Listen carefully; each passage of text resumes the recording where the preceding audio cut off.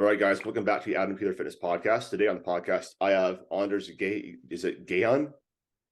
Is it Gahan Well, or is that's the it? worst. How do That's you the worst pronounce possible it? pronunciation. Wow. Okay, so great, rough to a great start. Yeah. We have this. I could Anders is right, but how do you pronounce your last name? In Norwegian, we say "Yelland." Yelon. So Okay, I'm way off. Holy Yelland. crap. Okay, Yeah. well, I Well, you always apologize to say all the. Galen. Yeah, I apologize to all the Norwegian listeners. Yeah. But he is better known as his alter ego back guy um on YouTube and on Instagram. So as a little bit of a backstory, I remember I first saw you were just commenting on like everybody's stuff when you were starting off, and like can you kind of like give me a little bit of an idea of like what was your thought process behind like growing your social media? Well, to be honest, I didn't actually have any like idea that I would want to grow my social media back then, because social media to me was just like, okay, it's a place where I can post my workout videos and progress all everything. But when I started to do YouTube, I figured that I wanted to make comedic style videos and such. And in the very beginning, before I even started making videos, I just commented on fitness YouTubers who I thought were either inspiring or just funny to watch. Primarily the Jersey Boys and sometimes the guys like Larry Wheels, all those guys that just commented something stupid, normally just an inside joke, and it would automatically just become the top comment for whatever reason. And that just started growing my channel even before I posted my first video. And that's where it all started, I guess. Yeah, looking back at it, man, like this back around like 2019, I think, like when you sort of started Yeah. like taking off, and I remember just like everywhere was like that guy's everywhere. People were like some people were actually getting like mad at you because you're Yeah. commenting on everybody's stuff. But like I honestly think that like it really helped grow like sort of your brand of like memes, I guess, on with your YouTube channel and also a Yeah. little bit more on Instagram. Yeah, I mean, at the very start of it, people were just like, I didn't actually have the name Back Guy on my profile either. I just had my full name.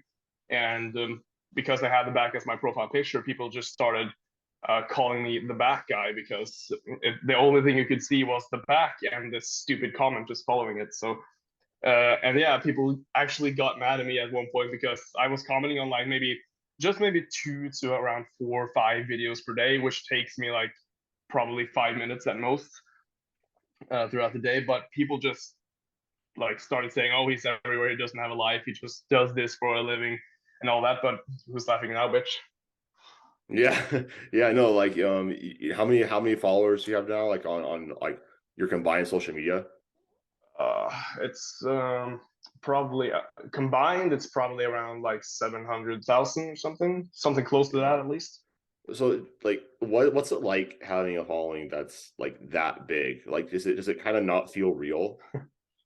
I mean, it doesn't feel real actually, because you can't see all the people, and you just on a decent video I get like maybe 400 to 500 comments or something, and that's just what I see. And 400 or 500 people, that's a lot on its own, but considering it's over on YouTube at least around 550,000 people, that is just surreal to me, because that's over 10% of the population of Norway, which is where I live.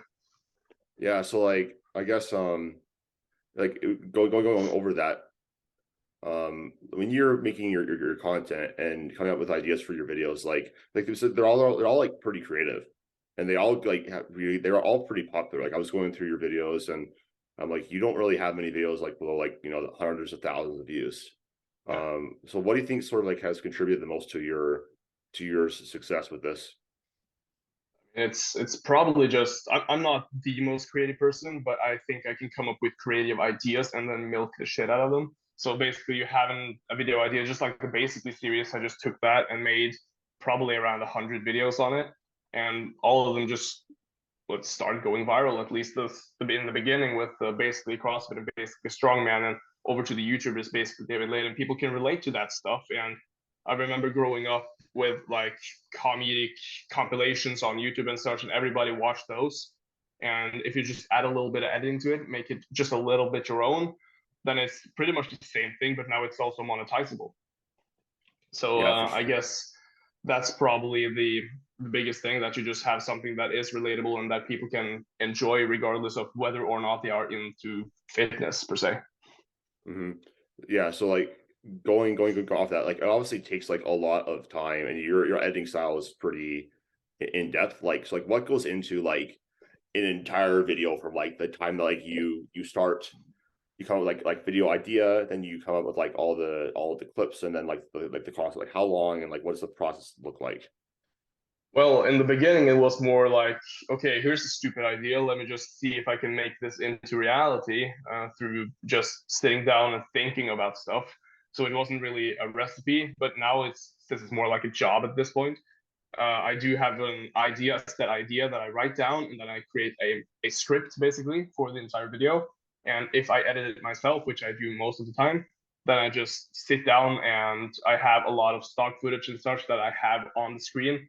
And I think, okay, what can I use here in order to make this somewhat hilarious to watch?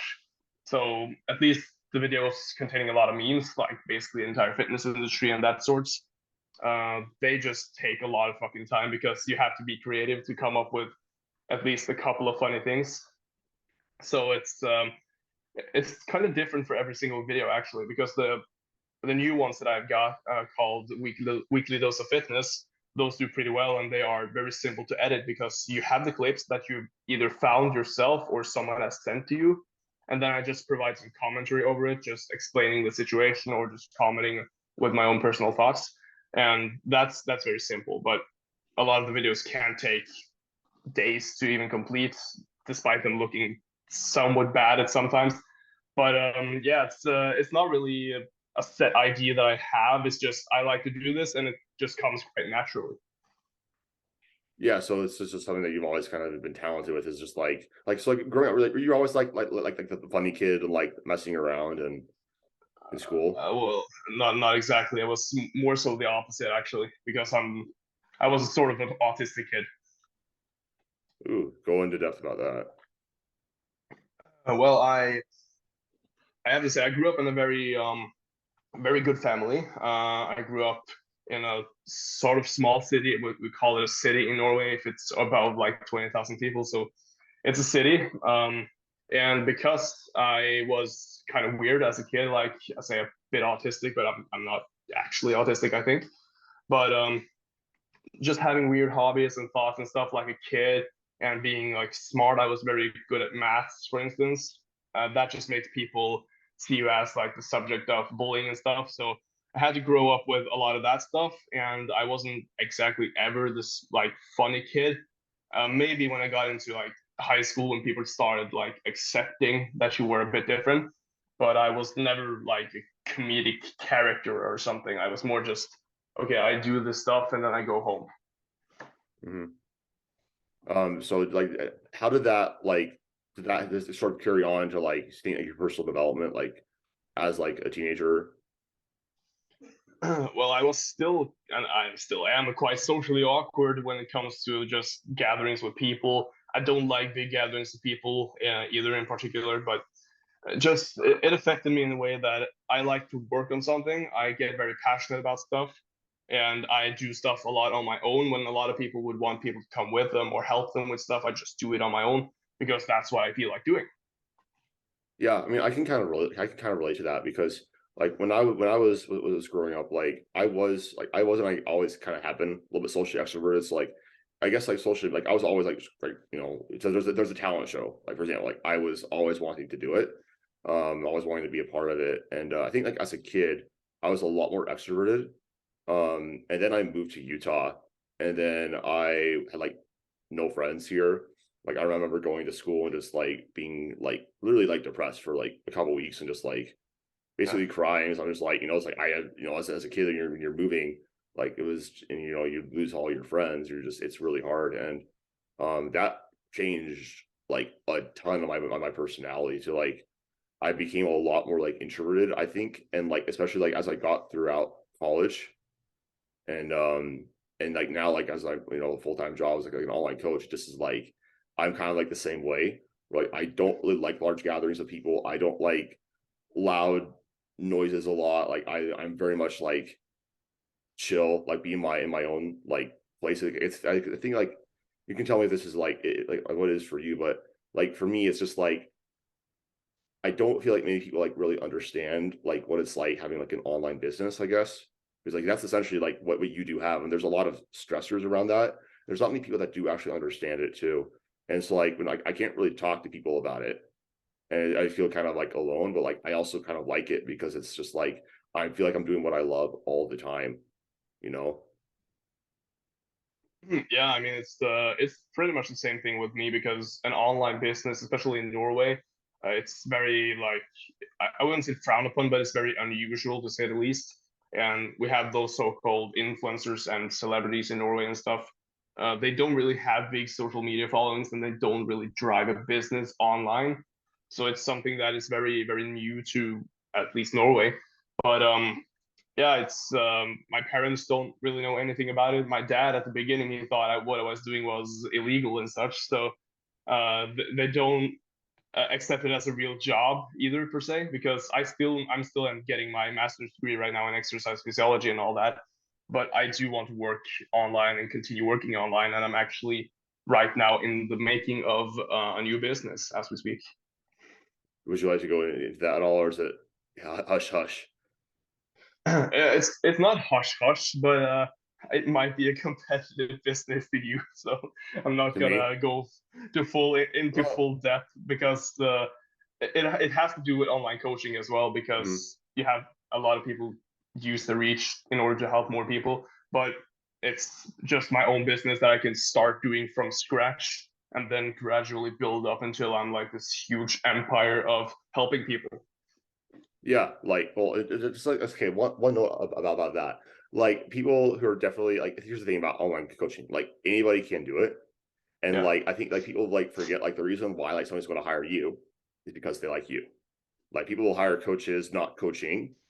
So like like when people ask me like, are you concerned like all these people like getting into coaching? I'm like, no, because like people are going to work with me because like I want to like they want to work with me and they like my personality and my messaging. Is that actually like why you're getting your master's degree in exercise physiology, or is there something else that you're looking to do with that?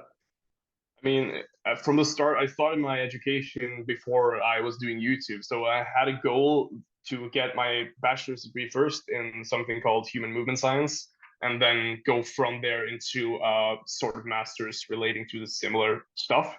And that is, of course, the exercise physiology major. But I wanted to use it in order to get into the Norwegian so-called Olympiatoppen, which is pretty much just a top elite athlete center, which we have at least four, maybe five locations around the country. And Norway is actually on paper the best sporting nation in the world relative to the population. So sports and being on top of science and all that is very, very important within that field. So I wanted to ideally get a job there and work with, let's say, the national cross country skiing team or something like that. Because I thought that was fun and I grew up watching sports and such, and that's what I wanted to do. But now I see that my business can potentially grow so big on my own without working with these people that I can start up something on my own and make it even better. Yeah, and you know, and that's what happened to me too. Like you know, it was like getting my master's degree in athletic Yeah. training, and COVID happened, and then I decided to put that on hold, and I told my parents I wanted to go all in, you know, on this different career path of online coaching, and like my dad was like, he gave me the, I love my dad. He's very much like me. He's like blunt.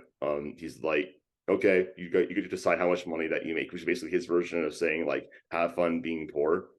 Yeah. Um, like now it's like I make more money doing this than I would with my master's degree in athletic training, and what most like people like my age do.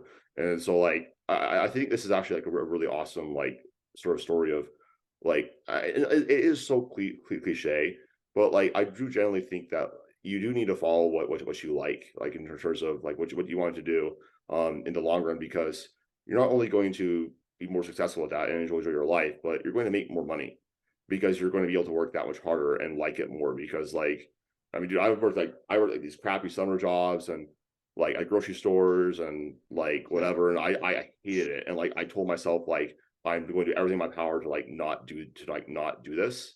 Yeah. Um, But I do think it still is really important for people. Like, I know it's kind of trying to say, oh, like you don't need school. I'm like, I think most people need school. Like, Yeah, I don't think most people have like the skills to get through life and to set like time. Like, college really taught me a lot about like time management. You know, like how to yeah, manage my time, like financial, like bro, like I had some times where like I really didn't have any money. I had to like ask my friends for $20 so I could get like some food until I got my next paycheck. Like it taught me like how to grind, how to work out, like really appreciate like where I'm at right now. But I think that most people do need college, but like if you find that you have some other hobby or something that you really like, you know, you could always start that side hustle. That's really how this kind of yeah. happened for you, right? It's just like I wasn't planning on this, but it looks like this is a possibility. Yeah, I mean that's pretty much it because I since I can use my education within my hobby as well, it's just a win-win situation for me because the education itself gave me so much that I still use like in an everyday setting. I know how to, for example, read papers, write papers, and just excrete knowledge from every single portion of media that I can find, and I can do that in a way that also is fun when I do my own business. But I don't necessarily want a job where I just work 10 hours a day and then I have to maybe stop YouTube or something because of that job. So the ideal situation is that I combine the two and just make the best out of it. Yeah, I think you know, that's absolutely possible because you know, like you have such a massive following, and it's really only growing. Um, and you know, I think it's like, and how old are you? You're like 20, 24, 23. 25, 20, I'm what is 23. that? 23. Yeah, bro. So like, dude, like where you're at right now, you're going to be able to, yeah, dude, that's going like the sky's really the limit. And there's one time to like go all in on something that's like not safe, you know, like nothing's really safe.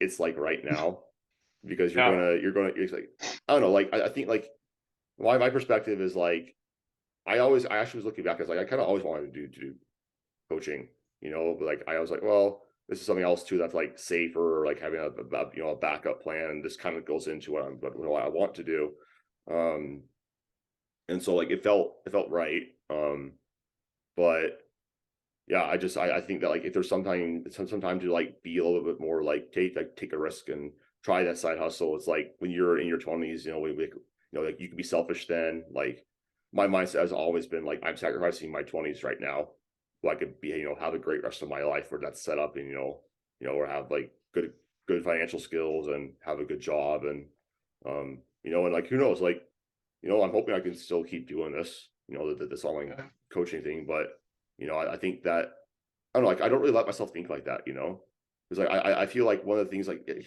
I think you have to sort of like believe in yourself with anything that you are doing more than anybody else, and really get like help and people that are going to help like reaffirm what you do. So like, which is why I'm always like really interested in. It's always very interesting to me when I hear people like you who are like, I didn't really have any support. This is a really weird thing. It still is, Yeah. but I'm still like pursuing it. Like that's really hard. I think. I don't think most people like realize how hard that is when you're getting told like, no, don't do this, but you keep doing it. Like, did you always have that internal belief in yourself, or just like, no, I just find this fun? It goes both ways probably because I always had that internal belief that everything I do will be good in some way. And I also have that drive that, oh, I like this. This is fun. And I just tend to combine the two, honestly, most of the time. Hmm. Yeah, no, that's awesome. So, looking like so like, going over like what you're actually doing for your master's. I know you're doing this thesis. What did that look Yeah. like? What's the thesis about, or just Like, I guess like the process of it, and then like what you actually did it on, and what you learned from it. well, first of all, it's very normal for at least the people who take this master's. They normally just join a project that is already in the works from other professors and such. So they basically become maybe an assistant or something from other professors who have this other project, and they just take a small bit of it and then complete their own little part. But I wanted to do something that was just completely new and from the start. Like I was the guy who initiated everything, and so that's very unusual. So what you have to do then is find a project and a solution that you think could work in some sort of way, and you have to contact ideal a professor who can help you because you need like someone, I can't come up with a word, but someone to help you along the way and just make sure everything goes smoothly and help you write help you go through the thesis along the way.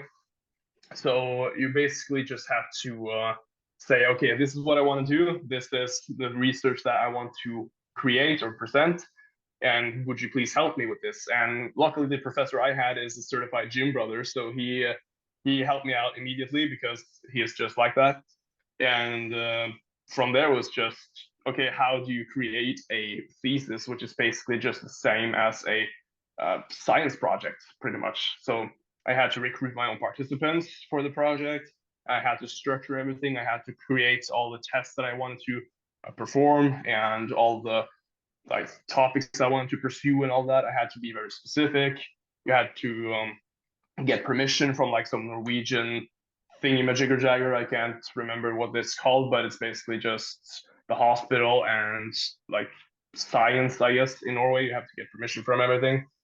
And it was a lot of work, honestly, because for maybe 1 to 2 months, I felt like everything I did every single day was just a full-time job relating to the master's thesis. And I thought, damn, I do not really want to do this a lot of the time because it's very exhausting work. You might be familiar with that already, but it's very, very exhausting work to just do science because everything has to be such high quality that you just exhaust yourself. Yeah, like I didn't. It's like for like athletic training, like you don't really have like a thesis, like because, it's not like that. It's basically you have like your 2 years of like practical like internship where you're basically like working with your university sports Mm-hmm. teams for 2 years. But like I know exactly what you're talking about. So I was working with football during the spring, and like dude, it was just like wake up at literally like 5 a.m. Go to campus. You're working with it with like whoever needs to be treated from like 6 to 8. You have classes from 8 until like noon or 1. Then you have like an hour to like eat or do something, and then you have to go, and then you're like with the team doing like whatever you have to do for like between 2 and 6.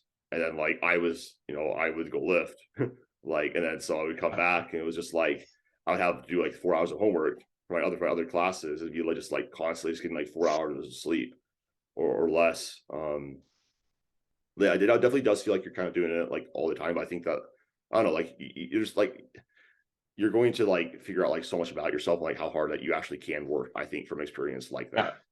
yeah, yeah. I mean, it's at one point I was when I was testing participants because I had to perform sort of both practical and neuromuscular tests on them on the subjects, and it was like say 20 people, and you had to test them for about half an hour per person, and I had to be there for every single test because it was on a very complex machine, like an isokinetic dynamometer sort of Yeah. machine, which is very complex to understand if you're not used to it. So you had to perform the protocols. You had to get them because I was at the hospital all the time. So I just had to run downstairs, get the guys, bring them up, perform the warm up protocols, weigh them, measure them, everything, write everything down, put them up against the machine, make sure every single setting is correct, and just run the tests and explain everything to them as we go along. And if it takes over half an hour per participant, and you just do that all day, you talk to them all day, and that's hard for me because I am not used to talking for very extended periods of time.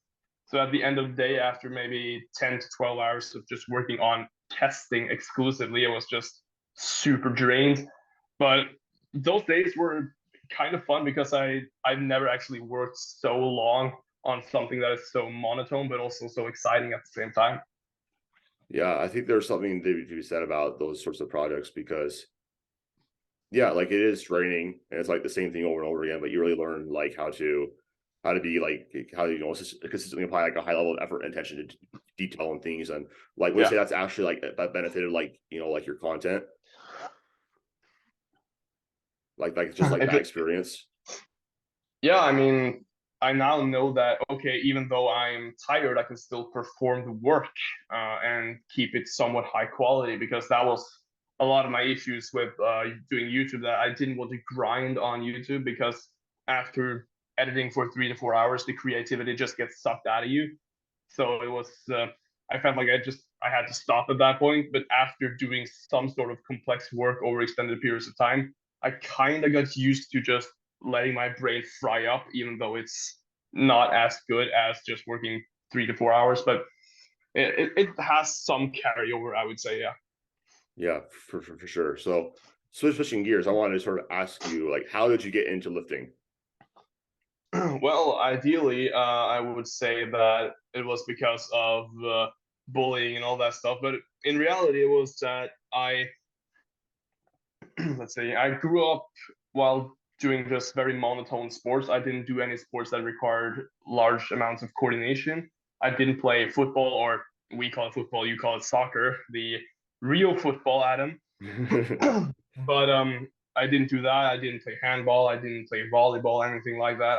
I did swimming when I was very young, like maybe 6 to 8, and then I did track and fields, and I did a lot of different stuff there. But I was never really a coordinated guy, so I didn't fit into like the football kids. I didn't play with a lot of people because at track and field practice, maybe there were maybe 1 or 2 people at around my age. So I didn't really have that social network through sports either, so I didn't pursue it further. But I remember when I was in Austria, because my parents and grandparents and everything, we used to travel all the way to Austria by car every single year, and hike in the mountains, just have fun at restaurants and just be down there because it's a very, very underrated natural area, in my opinion. And my grandpa used to be a gym teacher, actually, or he was a partial gym teacher. He used to be a cop, and then when he was like over 60 or something, he was a gym teacher at a local high school. And he wanted me to try out this thing called strength training, and I figured that maybe that looks fun because I saw some old photos and videos of Arnold Schwarzenegger, and I thought like, oh, that's strength training. That's what I'm gonna do. That's what I'm gonna be. Maybe when I get back from summer, I'll be like super buff and all that. And he just took me to this very local Austrian gym. And at the time, a lot of the people there were just bodybuilders and big guys. So I felt really fucking intimidated because I was just like 13. I was turning 14, I think. And I was some 40 kilos, so around 100 pounds, and probably 175 centimeters, so like 6'7", no 6'7", I mean five Yeah, six, seven, seven. 5'8". Yeah. Yeah, very, very like skinny kid and very insecure. So I just started performing this seated chest press. At the time I called it a seated bench press because I didn't know the names of exercises, and I found it really, really fucking hard to just push against any sort of resistance. But I really quickly adapted to it, and I remember the first time I got like maybe 25 kilos on that, so like 55 pounds. And after just a couple of days of just training, I had already doubled the weight that I could do for reps. And I figured out, oh man, I have to be really good at this because I'm already halfway to maxing out the machine, and I've already been training for like 2 weeks. So grandpa just continuously kept bringing me to that gym, and when those couple of weeks were over, I had to go home, of course, and I didn't get to train at a Norwegian gym because I didn't have anyone to go with me. And the age restriction there is like maybe you're 15 years old or something.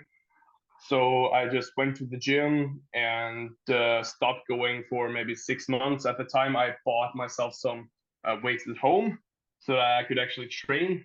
And after a while, my grandpa came home to Norway, and he brought me to this Norwegian gym, and that's actually where it started. Mostly just my grandpa bringing me to the gym, and slowly but surely, I started getting stronger and learning the basics and fundamentals of training. I just watched a lot of YouTube videos and such, and I remember the first actual compliment that I got from lifting was after that summer when I returned. I had already gained like 15 kilos that summer, not all muscle, of course, Yeah. but I was so skinny that I just, if I ate over my base metabolism, it felt like I just gained pure muscle mass because I was so lean, and it didn't really look like I was putting on fat. So it just looked like I had put on 15 kilos of muscle. And some guy who was in my class just told me, "Wow, have you been lifting weights?" And I thought that was pretty cool. So that's pretty much where it started. Dude, that's awesome that your grandpa got you into it. So like, was your family like pretty physically active and like you say like athletic? Well, my mother used actually to be a very top tier volleyball player in Norway back in, I guess, maybe the 80s or something. But she's actually a physical therapist, and my dad's a doctor, so we have a lot of those aspects of health into the family. But none of them were really into like top tier athletes and such. And that was why my grandpa, he saw that I didn't really enjoy a lot of sports, and he wanted to bring me to the gym so I could try that out. And I guess it played along quite well. Yeah, what's interesting about lifting weights is that a lot of times you'll hear about these people that even like they get into sports. Like I played baseball, I played soccer, I played basketball, I played Yeah, football. The American football, the fake yeah, football. yeah, But I like that stuff. Like when I was a kid, I didn't know what lifting weights was. Like I always had some sort of like. I remember there were some summers I'd be like, oh, I'm gonna like do push-ups and like P90X, like that was a thing back then. Beach body. yeah, yeah. And I'm gonna like get in super big shape. Like I was just getting like 2 days and I'm like, this sucks. Like I don't like this. Screw this. Like, and then I would just go back to playing video games, and eating ice cream. Which is a great way to live your life. But Yeah, I I was yeah, I just got to the point where like even when I was doing my like playing football in high school for a couple of years, I liked the lifting aspect of things more. Um, yeah. that was before I got anorexic. Then I got really anorexic, and then I just stopped doing things because I wanted to be, there's some issues there. Hmm. But with like I think lifting weights is one like Louis Simmons says this like powerlifting is a sport for the outcasts or the people that I mean, yeah, the people that like couldn't make it with like real sports.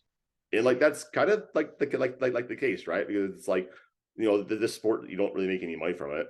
Now there's some more money in it, but you have to be like literally like top 20 in the entire world to yeah. make any sort of money in it. And that's not really it. But I think like lifting weights is just it's something that is an expression of like a lot of people's like I guess like maybe like sometimes like their past, but, like sometimes it has to be with like I just want to like have fun and do better. It's like I remember when I started out lifting, I wanted to like impress others.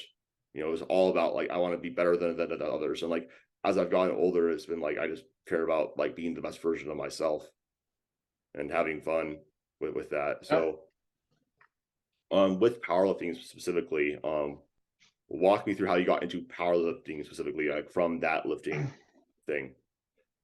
Well, in the beginning, as most people, I started with a mindset of bodybuilding because I wanted to gain more muscle mass, and powerlifting, I didn't really think of that as like a real thing at the time, anyways. But over time, I went from my old gym, which was just a commercial gym in my hometown, and shortly after I joined the gym that was more hardcore in the city, was down at the harbor, and I remember they had like 80-kilogram dumbbells, they had old school racks and all that stuff that you want to see at a decent gym. And I remember seeing some guys that were locals. They were benching and squatting and deadlifting like a fuck ton of weight, and I was just in awe just seeing those guys just repping out my max as warm-ups, and it made it look easy. And they didn't really look strong at all. Like I looked like I could probably outlift them by a solid margin at the time, anyways. And I remember seeing just a lot of strong guys. And at the time, I think my bench was around, well, it kind of blew up actually when I was around 15, 16. I was benching around 130 kilos, maybe 140 kilos at the time, and I was benching 125 for 3 reps. And this local guy just came up and asked if I wanted to participate, or if I was gonna participate in this local meet that they had coming up, because there wasn't really a powerlifting club at the time, but they were just establishing one. And they had this other club from maybe an hour away from another town come over, bring equipment, and they wanted to test out like just the community around them. And they had a lot of people show up, and they were just like, okay, you don't have to be part of the club, you don't have to be sanctioned in the IPF or whatever, we just put this equipment here and we have a fun contest. And I was like, damn, I would actually like to compete in that, because a couple of days earlier I had also shown this guy my deadlift, which was around 200 to maybe 210 to 20 kilos at most, perhaps. And he said like, damn, you're pretty strong for your age, you should consider competing in this. And I just joined with like sweatpants and a tight t-shirt, and fucking monster wrist wraps. They weren't even wrist wraps. They were just like, I guess, aesthetic appeal or something. I don't know. But I just joined with a friend of mine, and I just I thought it was pretty fun because you had a lot of the guys just screaming at you to get the weight up, and I was just 16 at the time, so I thought this was pretty cool. I hadn't had any like track and field competitions at all where people were like this. So that's pretty much what I wanted to join powerlifting. And of course, I started seeing powerlifting on YouTube, and I started supplementing my so-called bodybuilding motivational videos and such with the powerlifting. And I remember seeing guys like Pete Rubish at the very beginning. I remember seeing Eric Spoto, the guy with the old bench press world record and such. And I thought they were really fucking cool to look at. And I wanted to be the strongest possible version of myself at some point, and I didn't even want to do bodybuilding anymore. Yeah, I think I may ask you about this because this is what it was for me. Like, I like bodybuilding, and like I think everybody like likes looking good and feeling jacked and more muscular. That's important to actually be strong. But like for me, it was like I like the objectiveness of like knowing whether or not I was progressing, with like lifting. Like, was your so I think your progress was probably pretty fast because people were saying you were so strong for being young.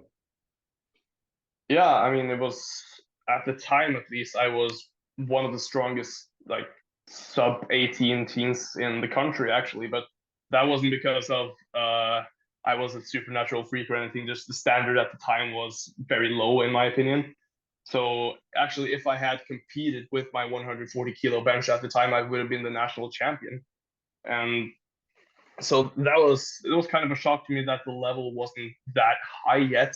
So I had an extra boost of motivation to compete. And I did compete a couple of times actually before I turned into a junior, and that's when maybe the more serious side of powerlifting got into me. Do you have any more serious long-term goals with powerlifting?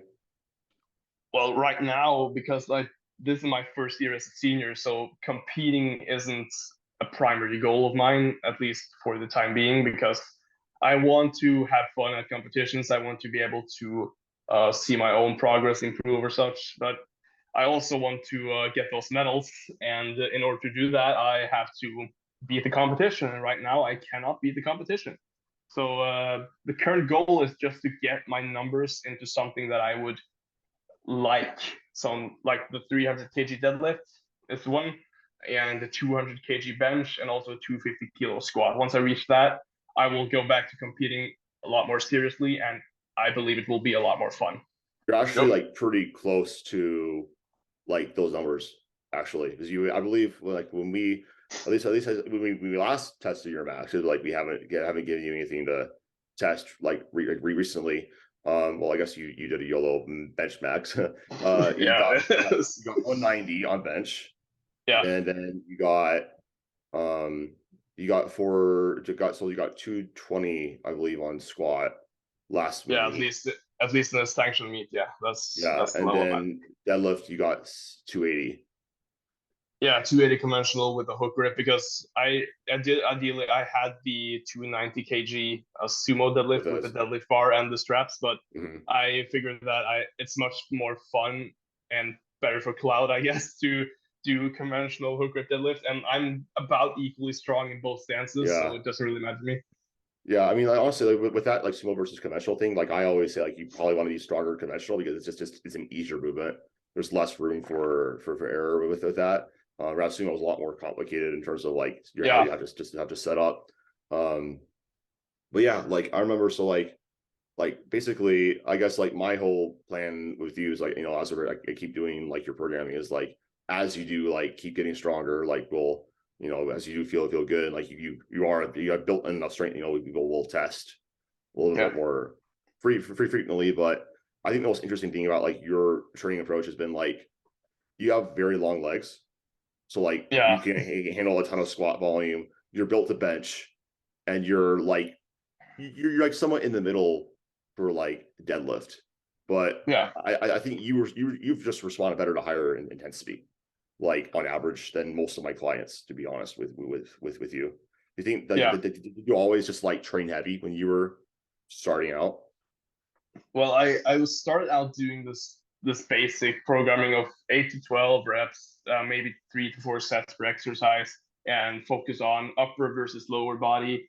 And the very beginning, I didn't really even train legs because I had this track background. My legs were at least somewhat defined, but my upper body was just skinny as hell. So I just started doing legs maybe a year after actually like strength training.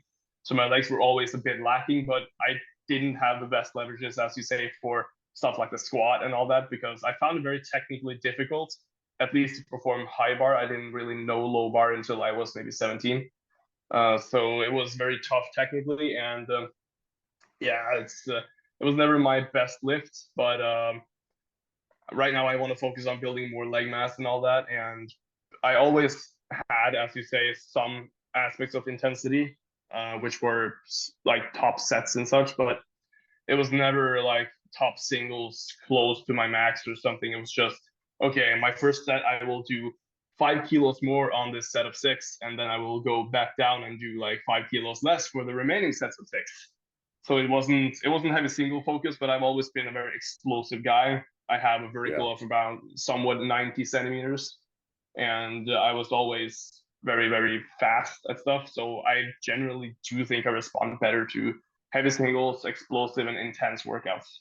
I think that's probably like if you were to get a muscle biopsy, like I would guarantee you would probably have like more type 2 dominance with your Yeah, muscle fibers. And like it's interesting because a lot of times people will be like, oh, like I can't do very much falling and think that's like a bad thing. I'm like, that's actually like arguably like a better thing for like this sport, because like, you know, like it's usually those like really small kids or whatever, they have to do so much volume to like grow. yeah, Whereas like in typically like your more like genetically gifted body parts, like for you, it's very clearly like your arms and your back, and your chest, like basically all upper Ayo. body. Honestly, dude, I'm not gonna lie. That's like most like northern European clients I have. It's like just like these big fucking upper bodies, and like it's just how it is. I don't know exactly why it is, but it seems like that's just northern European genetics. Um, Yeah, I mean, so it might be. yeah, I don't know. It's just something I've noticed. Um, but I guess just to finish this off, I have a few rapid fire questions for you. Yeah. So, what is your favorite food? Fuck. It's duck breast in. It's called like confit, so it's like drenched in its own fat. It's basically just fatty duck breast. Yeah. So it's just like meat. Yeah. It's. I mean, duck is like it is red meat. I think it is. Yeah, Yeah, it's duck is red. meat. Yeah, Yeah. I had duck once in Germany. I went there on my sophomore year. It was like really good. So Yeah. I respect that. Yeah. Favorite movie? Fuck. Oh, that's tough, man. I have really fucking weird taste in movies. In recent times, it has to be some sort of either Harry Potter movie or Star Wars movie because I'm a nerd like that. But I can't decide which one. Maybe The Empire Strikes Back from Star Wars. That's always a safe bet. Yeah. That's a good one. Favorite restaurant? Favorite? Can you repeat that? Restaurant. Favorite restaurant, bro? I don't go out to eat like that. I don't either. Fucking McDonald's. I don't know. McDonald's. Oh, okay. Yeah. Wow. Okay. You are canceled, sir. Favorite band? For a band right now, it's Sim. So what type of genre is that? They are basically heavy metal, hard rock, sort Yeah. of. They made the most recent Attack on Titan opening, and it's just I stuck with them since then because I think they're fucking awesome.